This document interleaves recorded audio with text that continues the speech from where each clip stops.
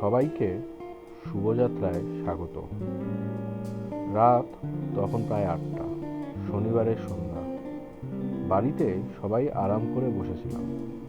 সপ্তাহের ব্যস্ততা শেষ, কিন্তু মনটা একটু বোর হচ্ছিল। হঠাৎ করেই মাথায় একটা পাগলাটে চিন্তা এলো, চলো কল্যাণী রোডে গিয়ে এক কাপ চা খেয়ে আসি।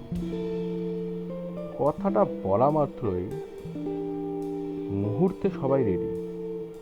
5 মিনিট আগেও যারা সোফায় বসে মোবাইল কল করছিল, তারা এখন গাড়িতে বসে আমার জন্য অপেক্ষা করছে।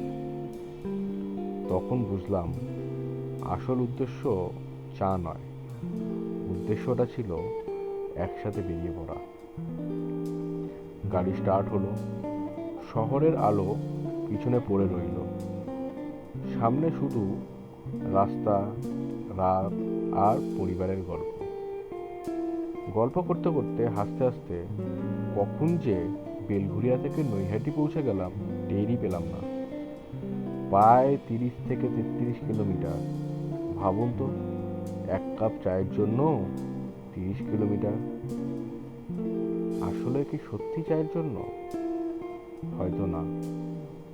বড় হওয়ার সাথে সাথে আমরা সবাই ব্যস্ত হয়ে পড়ি। একই বাড়িতে থেকেও একসাথে সময় কাটানোর সুযোগ কমে যায়। তাই মাঝে মাঝে একটা ছোট্ট বাহানার দরকার হয়। এক কাপ চা, একটা নাইট ড্রাইভ, অথবা কোনো কারণ ছাড়াই কোথাও চলে যাওয়া। সেই ছোট্ট বাহানাগুলোই পরে জীবনের সব থেকে সুন্দর স্মৃতি হয়ে থাকে। আজকে এই ট্রিপটা ঠিক তেমনই। কোনো বড় গন্তব্য নয়, কোনো বিশাল পরিকল্পনা নয়, শুধু একটা হঠাৎ সিদ্ধান্ত, কিছু হাসি, কিছু গল্প আর পরিবারের সাথে কাটানো কিছু সুন্দর মুহূর্ত। আজ ভিডিও করার কোনো পরিকল্পনা ছিল না, তাই যা একটু ক্যামেরায় ধরা পড়েছে সেটুকু তোমাদের সাথে শেয়ার করলাম।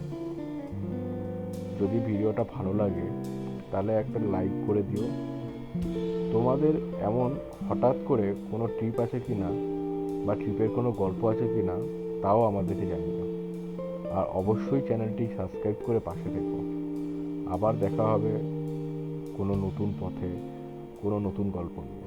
ততক্ষণ পর্যন্ত ভালো থেকো। শুভরাত্রি।